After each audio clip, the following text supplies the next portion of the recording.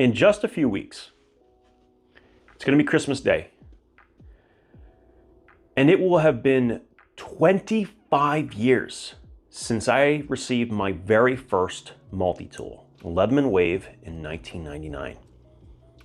I carried that tool for nearly a decade, and since starting this channel, I've had more than 100 different multi-tools pass the table in a quest to find what would be the best tool overall. All this is to say, I have a lot of observations about that process. And after writing quite a big list, I realized there were 3 key takeaways that everyone should have. Everyone should grasp these things before they go and buy a multi-tool. So we're going to talk about what those 3 key takeaways are, and then we're also going to see how that applies to finding a multi-tool in a variety of different categories, whether it's a small keychain tool, a heavy-duty tool, or one tool that you can buy and never buy another afterwards. With that, let's get started. Now, in preparation for this video, I made an entire list of things that you want to be keeping in mind when it comes to plier-based multi-tools or multi-tools in general. But these are the 3 that matter the most.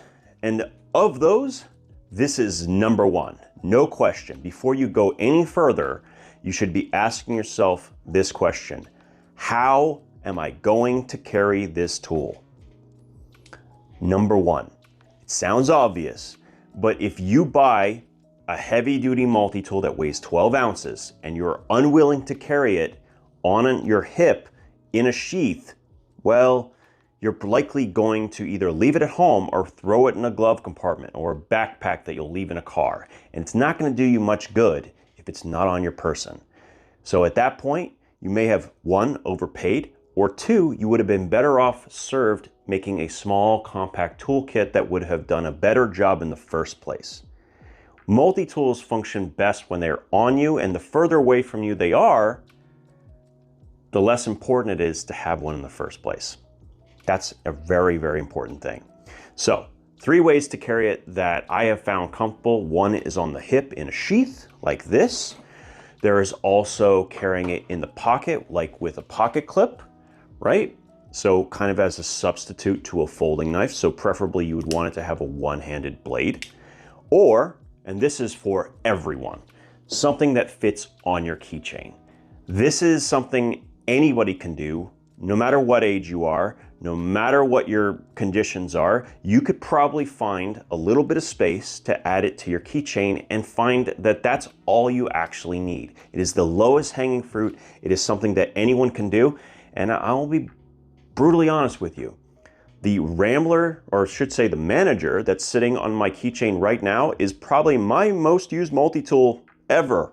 And it never leaves unless I am going on a trip on a plane specifically. That's the only time it ends up swapping to anything else. So maybe that's where you start, and maybe that's where this entire journey ends. But how you carry it matters the most. The second thing everyone should be made aware of, and you should always be thinking when you go to purchase these, is how easy will it be to deploy the implements that I'm going to use every day?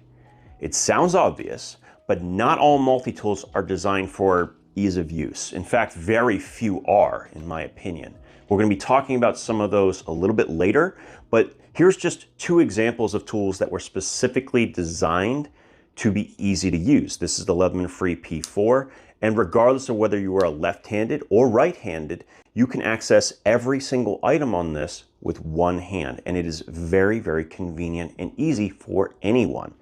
And similarly, the Roxxon Flash, which has a very easy deployment here, also has practically everything one-handable. That is a major consideration, and I think over time, multi-tools are moving in this direction, but not all of them are created equal.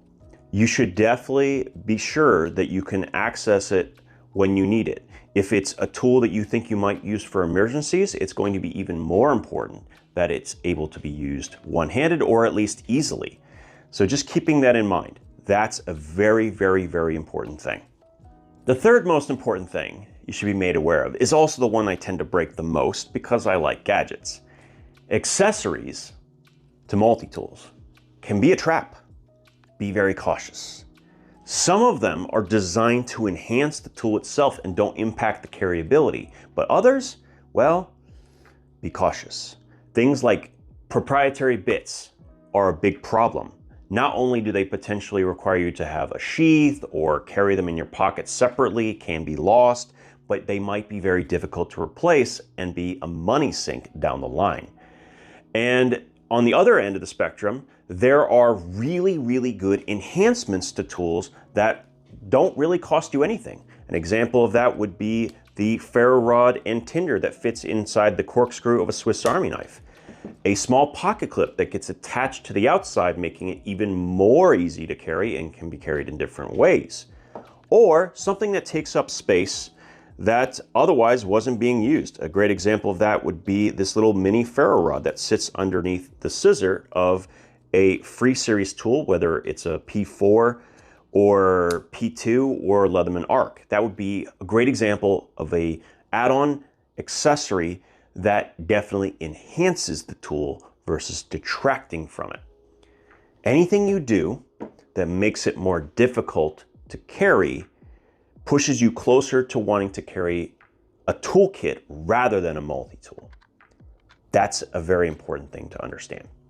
Now with that, I'm going to then point out 10 multi-tools that I can recommend right now. And we have actually broken them down into 10 different needs, different categories for different people. I think you're gonna like it.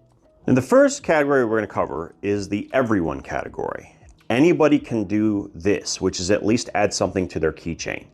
This is the forget me tools, the I didn't know I needed it till I needed it situation. And there's one that stands head and shoulders above the others, but there's a few honorable mentions. The first one is the Nextool Mini Sailor Lite, which is a bladeless tool. It has a pretty good combination of features with a small pair of pliers, scissors, two-dimensional Phillips, flathead, even has a SIM card extraction tool. But either way, I think it's a good one to at least point out, and around $20, it's a very budget-friendly one. There's another that's not on the table right now that I always think you should consider, and that is the Jet Setter. It is another TSA-friendly multi-tool that is incredibly light. It has very, very few tools, but everything it has is very, very high quality. The Edge XT from Lever Gear, which is a utility knife that also has the access to a magnetic bit driver, a Phillips driver, as well as a flathead and a package opener as well. It's approximately the same as many other smaller keychain tools, and I thought it was definitely worth a mention because I've carried it for quite a bit of time on my keychain and enjoyed every minute of it. But none of those compare to the overall winner of the category, and that is the Rambler. Now this one right here, which I pulled directly from my keychain, is the Manager. It's identical, except that instead of the toothpick slot, it has a pen, which you then use with the Phillips to extend it and use as you see fit. Love this function. Unfortunately, it's not there. You will simply get it just like this. And it's still really good even without the pen. Some people might even prefer it that way. It has a fantastic pair of scissors, which I use all the time for precise cutting. It has a small flathead that is also a two-dimensional Phillips along with a nail file. You have a small blade, which I use primarily for opening packages, and tweezers, plus a toothpick if you don't have the pen like I do. Either way you're looking at it, this is pretty much as good as it's ever going to get. When it comes to keychain, if you're going to get something for someone, this is it. Now I have in the past modified the blade because I'm not a huge fan of how unsafe it can be and collapses. So I have this as a package opener and a drilling edge, so I basically can hold it a little bit more firmly. But regardless, I think it's definitely the tool to go with above all others. When it comes to the 58mm Victorinox, the Rambler reigns supreme. As far as the Mini Champ is concerned, most of those are redundant items. There's a few that are a little bit different, like the orange peeler, but other than that, they're such niche functions that you're better off with something that is far lighter. And that's why the Rambler is definitely the one I would recommend. The next category I'm going to point out is the Ultralight. There is basically nothing that I know of that covers the same tool set as the compact while also being the same quality as the compact. So this is a 2-layer 91mm Victorinox. It has a combination tool that has a flathead, can opener, bottle opener, and wire stripper, a large but yet sub 3-inch blade that is slip joint capable, making it legal in most places. It also has arguably the best pair of scissors on any multi-tool, the 91mm scissors, which has both the precision and long cutting edge to do basically anything you want with a scissor that isn't gross abuse. You have a corkscrew, which mostly functions as a carrier for a small flathead screwdriver. You can also carry additional items we'll talk about later. You have a parcel hook, which has some additional functions to it as well, including a nail file, and I've even used this to hold a T-shank saw blade with a little bit of a trick. Now, I have attached to it one of my own design we're calling a clip bead. Now, you can find this on my website under free stuff. It's something that you can print. It's something that you can even sell as long as you just give credit for it. But it is a easy add-on, an accessory that definitely helps a little bit with the tool itself. I definitely think this is an easy recommendation.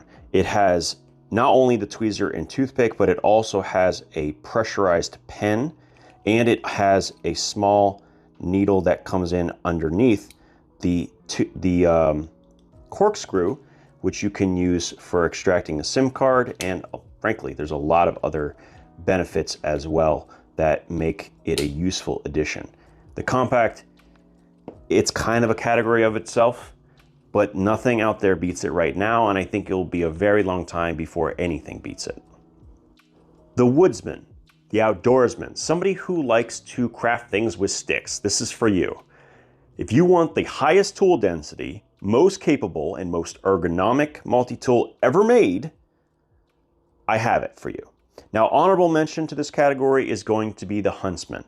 The tool that we're going to talk about has everything this does, but with 3 additional implements at only 1 additional layer thickness. That is going to be the Ranger. Now, obviously, there is a price difference between the two, but that is basically where it ends. There is very little difference in weight. There is very little difference in practical usage, and in some cases, I find that the Ranger is more comfortable to use, especially if you're going to be carving for a long period of time. Everything this has, but just more. We have a metal file that is also a metal saw, as well as the ability to be using a coarse file on wood. We have a chisel on the back, which is great for notching and woodscraft, and you also have access to a small flathead if you need to maintain something like a spinning reel. I've had times when I need to use that as well. You have me with a ferro rod, which is an accessory that you can add. This is an example of an accessory that doesn't detract, and it also has a little bit of a tinder to go perfectly with the ultimate outdoorsman's tool. After you pass this point, you enter the size of plier-based tools that make far more sense.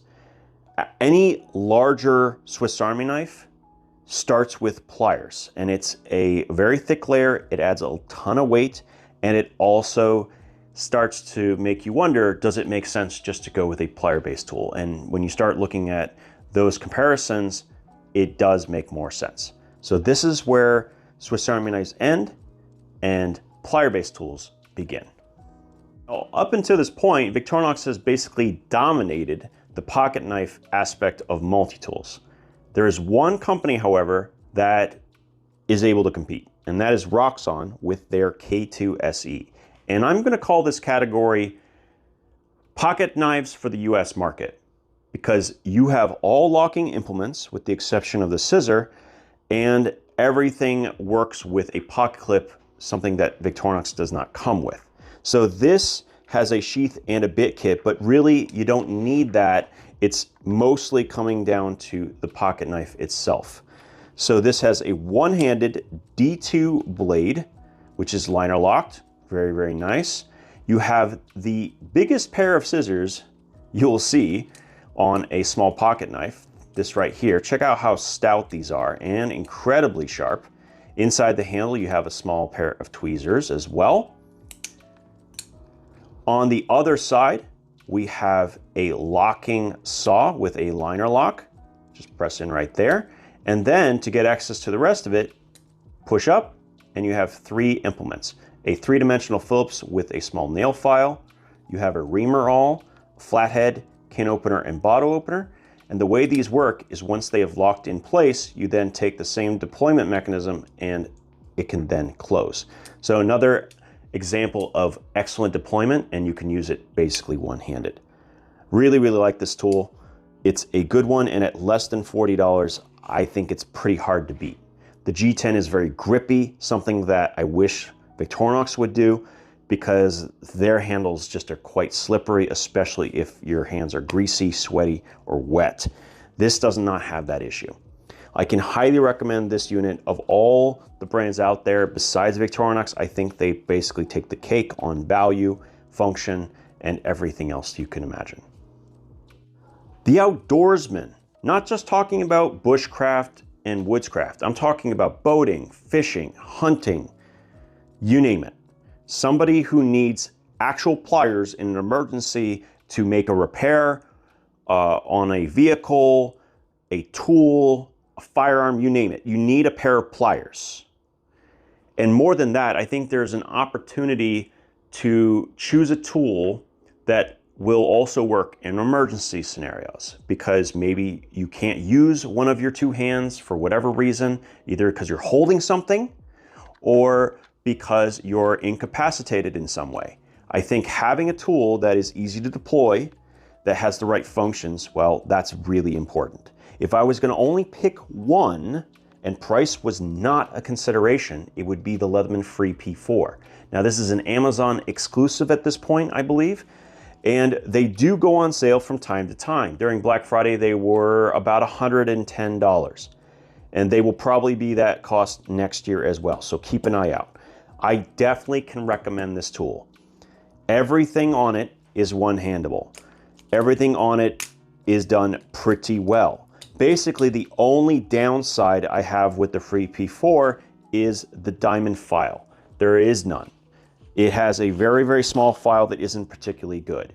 If you add only one item, which is this Smith's diamond hone sharpener, it's going to fix many of the downsides that go along with the tools that we're going to be showing here. Actually, a lot of them can use this as an add-on. And it is particularly good with the Leatherman Free P4 because it is practically the only thing not included. And in some cases, you would rather have it not be so that you can use it to hone, sharpen, and or modify the implements inside your multi-tool. This is a very compact thing anyone can carry and costs less than $10. Price being an issue though, I think the Roxxon Flash has it beat. So I'm gonna actually,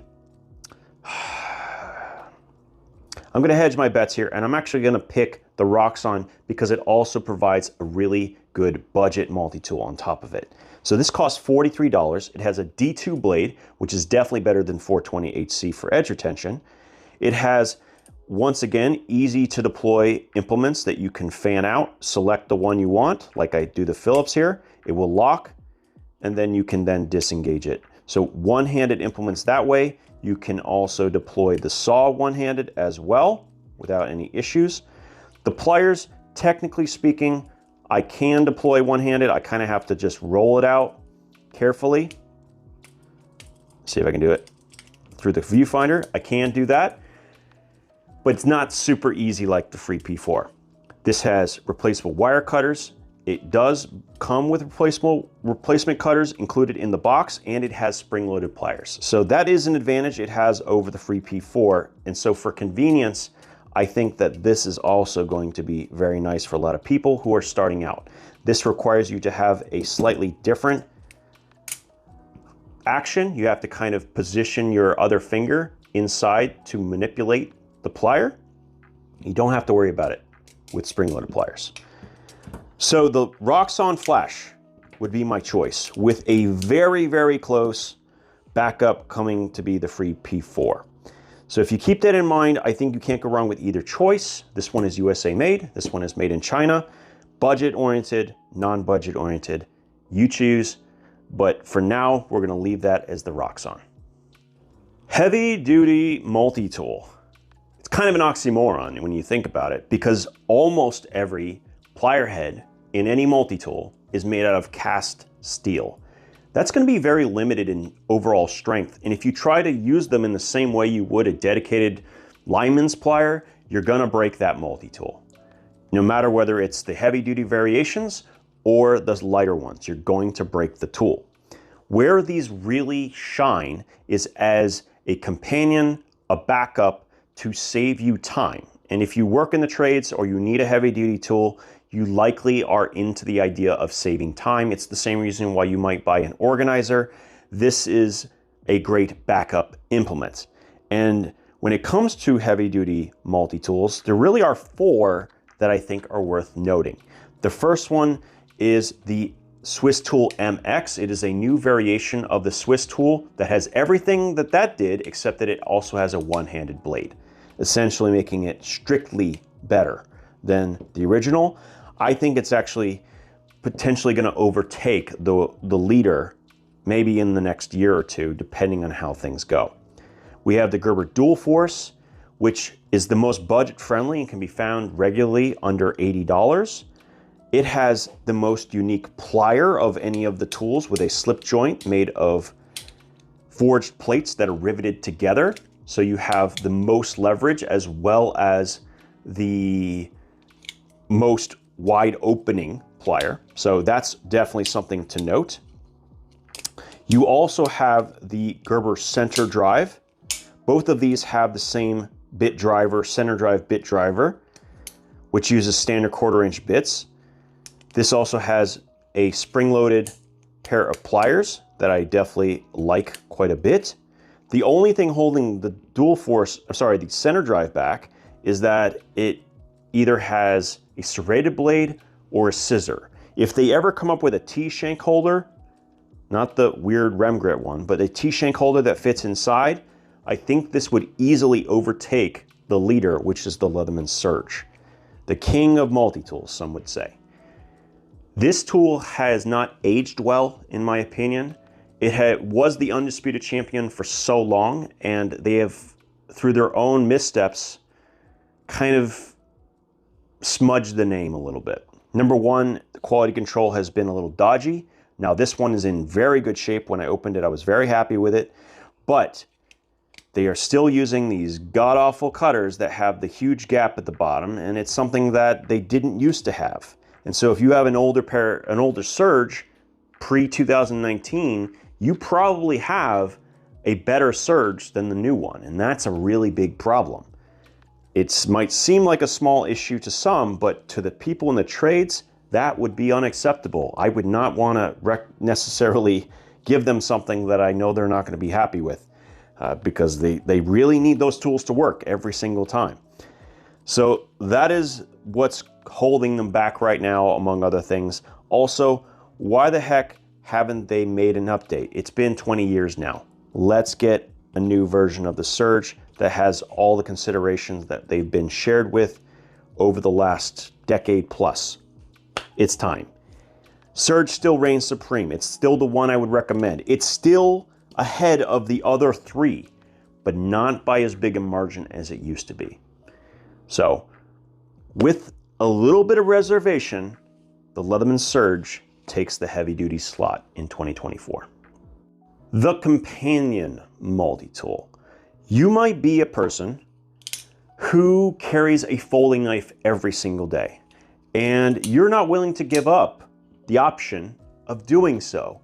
Maybe because you carry it for sentimental reasons, or because you prefer its functionality, comfort, whatever it happens to be. And yet you still want something to go along with your knife that complements it. Well, there aren't many options, believe it or not, because you want it to be super light, or as light as possible, and still be as capable as possible. You basically are limited to 2. the power pint, or the Leatherman rebar. Now I have in front of me the power leader, which technically would also fall in this category. It's just a lot thicker and has a corkscrew instead of the serrated blade and file. But it is still a phenomenal consideration because it's basically a 5th pocket carry. It's 4.3 ounces, and it has even the ability to use a standard 1/4 inch bit on the end of the pliers. So this functionality is just so insanely good. Even though the quality of the SOG is not very high, the price point, which usually comes in around that $30 to $35, is very reasonable, and it's very compact with a small pocket clip. The rebar, on the other hand, or very specifically, the knifeless rebar, is a purpose-driven tool designed to complement pocket knives. So this is kind of a last-minute decision because I was initially going to recommend the power pint, but I'm actually going to have to say the rebar, the knifeless rebar specifically, is going to be my choice for people who carry a folding knife specifically. I think that this does everything else that you would want it to do, and everything built in. If you want, you can always add an adapter that will allow it to use a bunch of different bits, but the Phillips that is included will also reach recessed locations. And I think by itself, without any additional add-on, I think that it's just a better tool overall. So you have a very aggressive crosscut, straight cut file, and metal saw, can opener, bottle opener combo. And on the other side, we have a saw, which of course you don't have in a folding knife, reamer awl, scissors, multiple flatheads, basically everything you need that goes along with your folding knife. I'm actually going to say that this is the best companion tool currently in existence. I would like to see it a little bit more compact than this. This runs around 6.7 ounces, which is still quite light for a full-sized multi-tool, but it is something that could maybe be improved on. Another power pint competitor that has similar functionality but higher quality is what we're all looking for and currently doesn't exist. But I think the knifeless rebar is about as close as we're going to get. Between this and the power pint, either one you go with is going to be a great choice. Most don't even know this exists. Leatherman doesn't advertise it very much, but you need to be made aware of it. Now this category isn't relevant to everyone, but it is relevant to me quite heavily, and that is the loaner and or gifting category. I'm not super comfortable handing off a $230 Leatherman Arc or a $150 Surge to someone who doesn't know what they're doing. It's just not comfortable, but also I like to have the option to gift it to them if they really enjoy using it.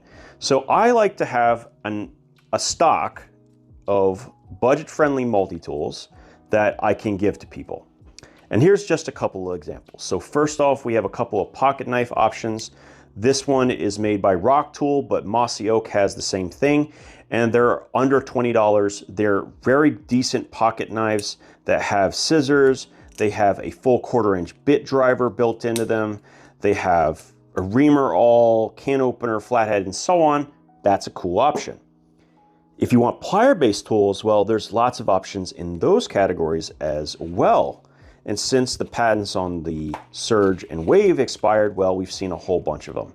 This one from Byberry is a $30 tool, comes with a bit kit, and has a fantastic tool set. I can highly recommend this one right here. And I'm not going to go into it. I've reviewed them so many times, but just trust me that it's a good option. And even the clip on the sheath is a good thing because you don't have to take off your belt to attach them. The SQT is just another brand, but basically the same tool. The last one is a new option that I have just recently discovered. This is from Multipur, whatever it's called. And it is a Surge variant that has some improvements even from the Surge, including a pull cutter on the serrated blade, still has a T-shank holder, has a 9CR18 MOV Damascus blade, which is actually better than the 420HC in the Surge. We have a full-size pair of scissors on the outside and a full 1/4 inch bit driver that locks and works with the Klein security bits, so you can find them from Klein as well. It even comes with a bit kit, and it comes with a scalpel holder and saw on the outside. It's just, and spare cutters. I mean, it's just a great tool to gift. It's just an all-in-one setup that I would comfortably give to anyone, and these come in well under 50 bucks. This one I think was the more expensive of the variations, and I think it's like 40. You're getting the idea here. So if you're gonna give something, I think any of these are great, and because they're so similar to the higher quality tools from Leatherman and otherwise, it will seem like a natural jump up as well if they decide it's something they'll carry every day.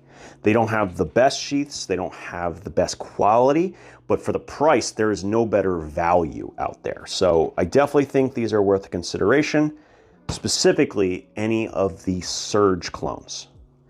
And if Leatherman doesn't keep an eye on things and start improving that Surge, these are going to continue to get better. So hopefully they will pay attention and improve it in the future. Now, being completely honest, when I made my list, I realized I only had 9 categories. And I didn't think there was anything in particular that I had missed. So I decided that instead I would include as my 10th category modular tools as a genre. Because I think there are a group of people out there that are never fully satisfied and like to change things up daily depending on their needs. And there aren't many options. So it's worth noting.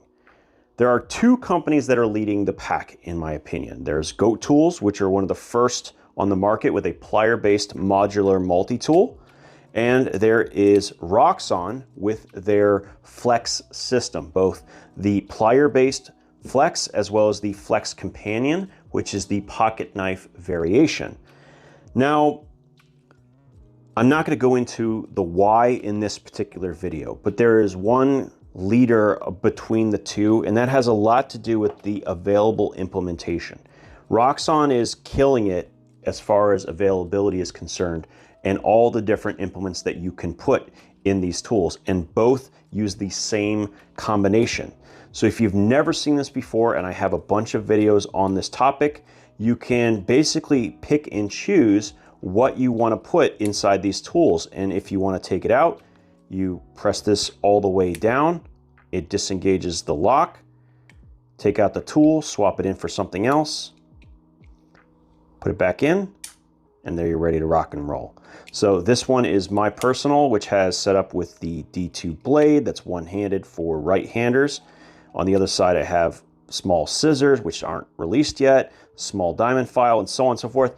The point is that this is a category that is available.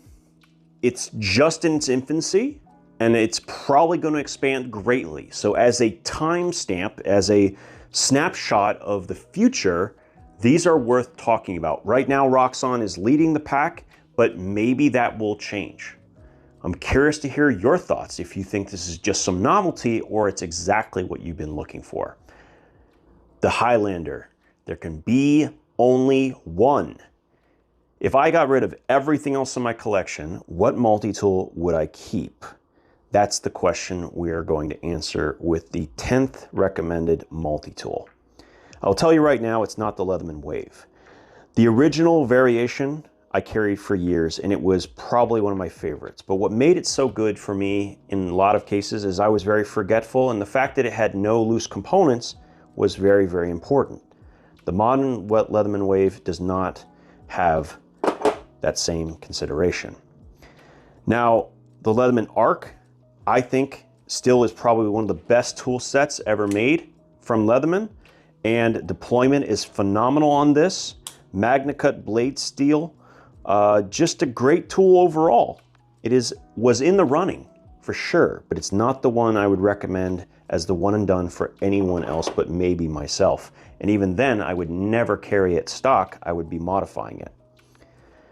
The Roxxon Flex, which is a modular multi-tool. Everything can be removed, changed around.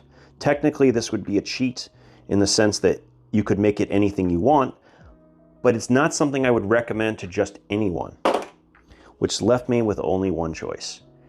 The Victorinox Swiss Tool MX Clip is that tool, is the one tool I can recommend and I would be comfortable in carrying as my only multi-tool for the rest of my life. The steel, it's nothing special, but everything about the way it's constructed, the tool set, the compactness, this thing only weighs 7.9 ounces and is far slimmer than most other multi-tools in the market. Everything is outboard accessible. The pliers are incredibly comfortable in hand. And speaking of pliers, this is a brand new one. Look at how smooth it comes out of the box. That's the way all pliers should come, by the way, from a multi-tool. You have a one-handed blade, you have a pocket clip, and currently this is sitting at $110 on Amazon. They are back in stock and they can technically ship before Christmas. You can buy 2 of these for the price of a Leatherman Arc and still have $10 for a cup of coffee. This is the tool I would carry. And believe it or not, the tool set without additional add-ons is actually better than the Leatherman Arc. The only thing this offers, functionally speaking, different from this that might be a consideration is the diamond file, but this also has a chisel, something that doesn't have. And it also, and I think very importantly, has long dedicated implements that are going to get into places that the tool set on the Arc simply will not. And I would rather know when my limit has been reached, when I need to go find a dedicated implement or a specific, bit head or some sort, than to compromise on the initial item, which is like the Phillips here. If we compare it to the length on the Leatherman Arc, you can see this is essentially how much working depth we have with this tool compared to that. Big, big, big difference.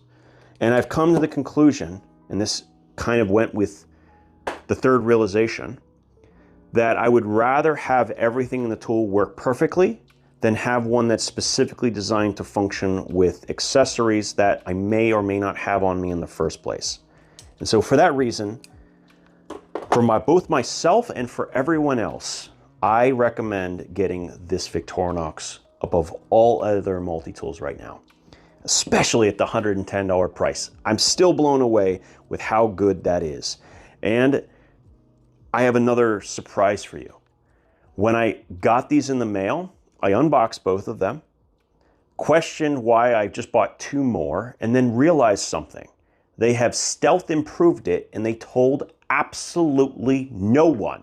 Well, not surprising, because they just improved on something that needed improving. I talked about how hard it was to deploy implements on the Swiss Tool MX clip, and guess what? I don't know if it was because of my video or just a series of feedback, but everything has been dramatically reduced in strength. Not just this unit here, but both of the 2 that I purchased had significantly easier deployment. Now the scissors are the hardest of the bunch, and it is still much easier than it was when I first got my MX clip a while back. I ended up having to grind down part of the tang in order to get it to deploy correctly. And in the process got a bunch of metal grit inside. Anyway, the point is that they have improved it. And even though I was going to recommend it anyway, I have even more confidence in this recommendation now. If you want to buy one, you can currently get it before Christmas. At least I can when I looked at it yesterday. This is the tool. This is the one in 2024 that I would buy if I had to get rid of everything else on the market. And I don't feel unhappy about it at all. I think it does everything correct. There certainly could be small improvements here and there. I would certainly prefer a thumb stud, for instance, instead of this tab that I could then remove to make sharpening easier. There's some small things. Nothing's perfect out there, right? I could certainly use slightly better cutters, but otherwise, this is still the best thing on the market right now as a one and done multi-tool. That's about all I'm going to say here. Let's conclude. The great thing about making this video is I tend to learn about as much as I'm sharing. This is a snapshot of where I am now. The 10 tools I have shared are my current feelings. Even just with the comments that you're going to post about this, which I'm sure plenty of you will have opinions about whether I should pick one tool over another, I'm likely to change. And that's actually a great thing. I want to also let you know that this will be translated into an article that you can find directly on my website. So if this was too much information all at once, you can see a more succinct version online. The 3D printed clip that I included with my Swiss Army knife will be available on the website as well, which you can print for yourself. I hope this was useful to you as much as it was to me, because this is just part of the journey. And I'm sure I'm going to learn a lot more as we go. As always, thank you for your time, and we'll talk again soon.